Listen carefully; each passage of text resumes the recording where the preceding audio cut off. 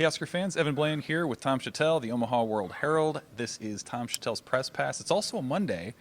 Inside Memorial Stadium, Nebraska is 0-2. We talked to Matt Rhule today, Tom, and I think the big news of the day, the thing that a lot of fans were wondering about was Jeff Sims. Mm-hmm. And Jeff Sims did not practice on Sunday with an ankle sprain. Matt Rhule said if he were healthy, he would be the starting guy. He would be starting. However, Jeff needs to take care of the football as well. What was your impression of Matt Rhule sticking with Sims as the guy? Yeah, I think I'm not surprised by that. You know, we're learning about. People were wondering why didn't he bench him? Why didn't the turnovers? Why is he sticking with him? We're learning about Matt Rhule. We've only been 2 games into this, so we're trying to figure him out, what he does as we go here. And I pulled him aside afterwards and I asked him, because this came up after the game the other day. Well, okay.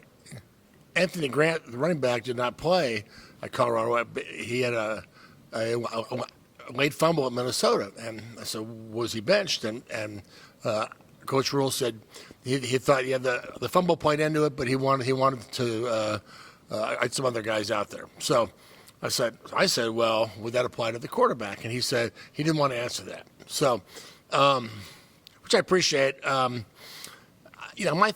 take on that is there can be a double standard for the quarterback. It can be different because when you bench a quarterback, it goes through the whole team.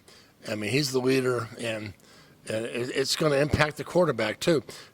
What happens if the next guy turns it over? You pull him out, go to the next guy, or you're going to put Sims back in at some point. I mean, there's 10 games left, so they got to try to manage him.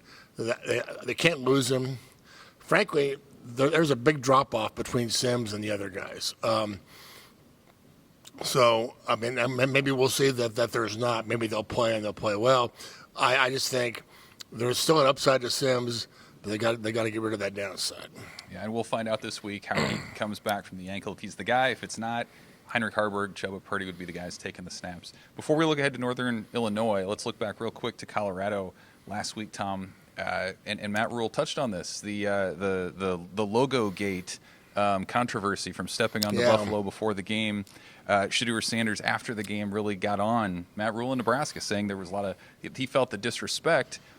Kind of break down what Matt Rhule said in response to that today and what you saw. Yeah, I loved his response. I noticed that. I didn't see it at Minnesota, but apparently they do it there too, where they come out, they bring the whole team out on the center of the field, midfield, which is where a lot of the logos are, right? And so I didn't realize this. They have I guess it's sort of a team prayer, hope nobody gets hurt on this field, so on and so forth. Just sort of a pregame prayer. And apparently Shedeur Sanders came in and they tried to, I don't know what he thought he was going to scare him away. I guess that's what he said. But according to the Rhule, they invited him to be part of the prayer. I didn't see it, but apparently he was shaking hands with players and a couple hugs exchanged. So I don't think there wasn't a lot of fireworks going on, apparently. So, this kind of stuff is garbage in a way. It's just, it's stuff that some people need to be motivated for a game. But I guarantee you, when the game was 0-0 and he's getting chased out of the pocket and sacked, and their receivers are getting tackled, and they're not making any ground. They're punting.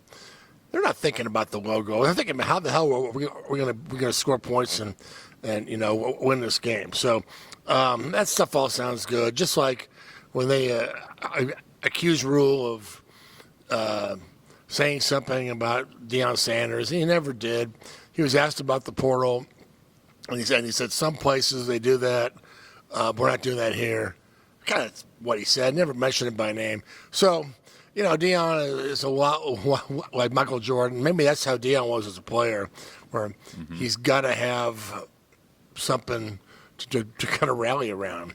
He's got to, Michael Jordan used to make up stuff these slights from the opponents. And I'm hearing a little bit of that out of Colorado. So and if that's what it takes, more power to them. But I thought it was overdone, and I thought it had nothing to do with the game. Yeah. So from Colorado, Nebraska finally gets a home game this week. Yes. With Northern Illinois.